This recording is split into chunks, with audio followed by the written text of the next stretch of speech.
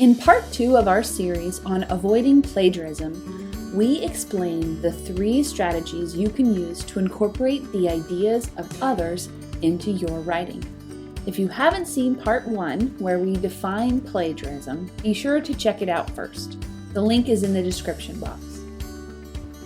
There are 3 ways to incorporate the ideas of others in your work to avoid plagiarism: quoting directly, paraphrasing, and summarizing.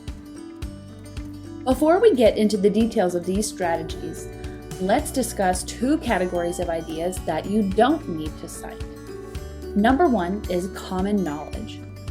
Information that is common knowledge, such as the sun rises in the east, does not require citation. Neither does information that most people within your field would accept as true. For example, it would be common knowledge in the field now to say that climate change is human-induced and mostly caused by greenhouse gases warming the atmosphere. The second thing that doesn't need to be cited in your work is your own ideas. Ideas that originate from you do not need to be cited. However, you can and should provide sources to support and provide evidence for your ideas. The first strategy we will discuss in this video to avoid plagiarism is to use direct quotes. Quoting directly means that you use the exact words spoken or written in the source, noting them with quotation marks. This strategy is helpful when the best way to explain an idea or concept is to use the precise words from a credible source. Keep in mind that this is the least commonly used strategy for citing sources in STEM fields, because STEM fields value sharing ideas over precise wording. Additionally, faculty expect most of your paper to be in your own words, so if you are quoting too much from other sources, they can't clearly see your ideas. When quoting directly, you must introduce the quotation in this text with an introductory phrase, use quotation marks around only the information that comes from the original source, and include the page number at the end of the quotation marks. Let's look at an example of text with a direct quotation. Pandit et al. Concluded that poor safety communication practices are rampant in the construction industry.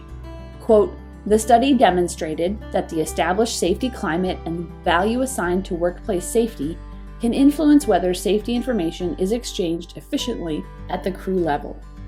This is a poor example of using a direct quote because the quotation is not woven into the sentence by the writer and given an appropriate introduction.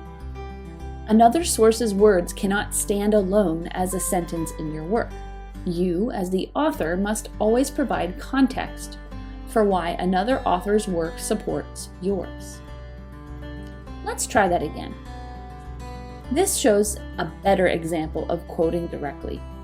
Pandit et al.'s 2019 study offers insight into how a construction site's safety climate depends on management's attitude toward it, contending, quote, "The established safety climate and the value assigned to workplace safety can influence whether safety information is exchanged efficiently at the crew level."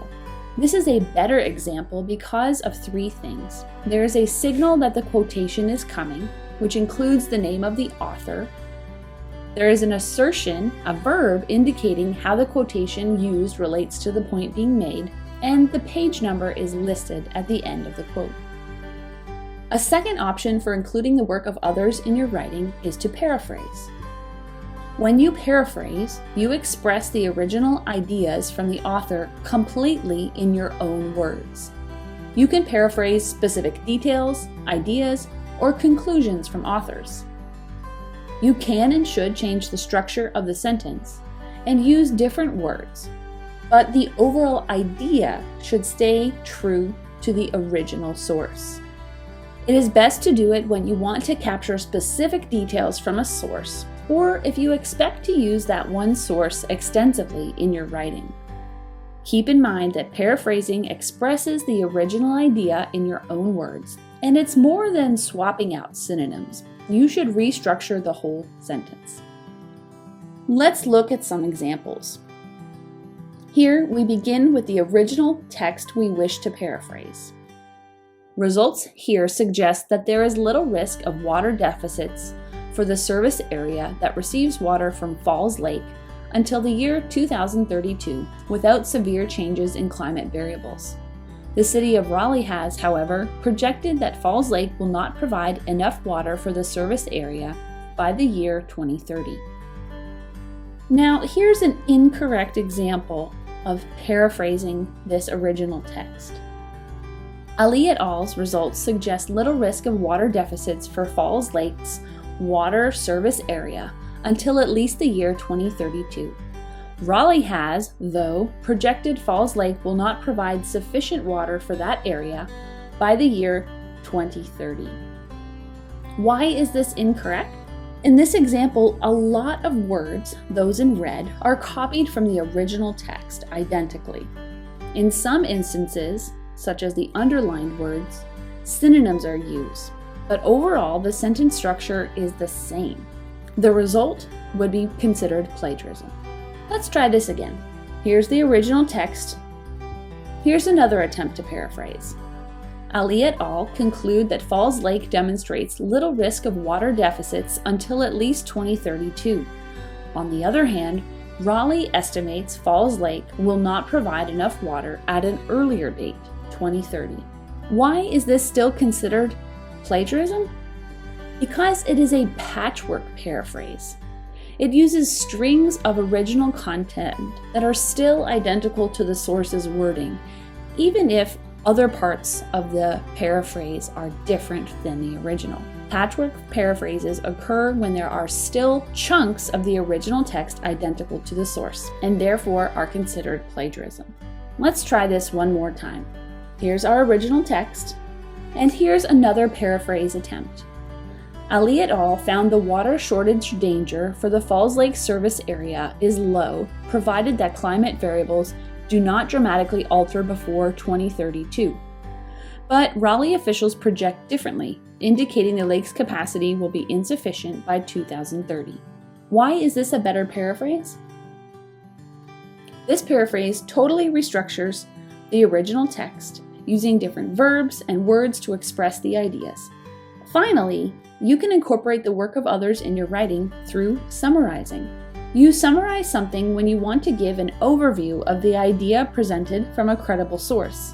This strategy is most useful when you do not want to say everything that the source has said, but instead you want to give your readers the main context. Just like paraphrasing, summarizing requires that you completely use your own words. When should you summarize?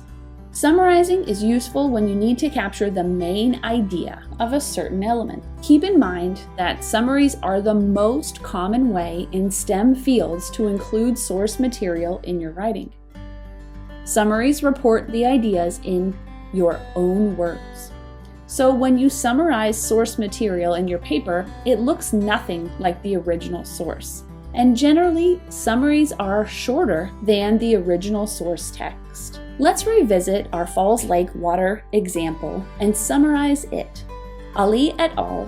Found little risk of water deficits for Falls Lake until 2032, while City of Raleigh has projected insufficient water for that service area by the year 2030. Why is this a poor summary? Because it borrows too many words from the original source and does not give a good overview. Let's try again. 2 studies found the Falls Lake area will not supply enough water for residents around the end of this decade. Why is this a better summary? It gives the overall main idea and presents it entirely differently than the original source. Summaries omit key details and focus on high-level identification of the main idea. To end this video, we want to summarize the main ideas with 2 helpful visuals. This flowchart uses the goal you have for including an external source in your writing to help you decide which of the citation approaches best fits your needs. Finally, this table shows the differences between the three citation strategies. When you quote directly, you're using the exact words from the source. In paraphrasing and summarizing, the words are your own, but the overall meaning stays true to the original text. Remember, the goal in every case when you include the work of others in your writing is to give credit to the source and to make sure that your work is free of plagiarism.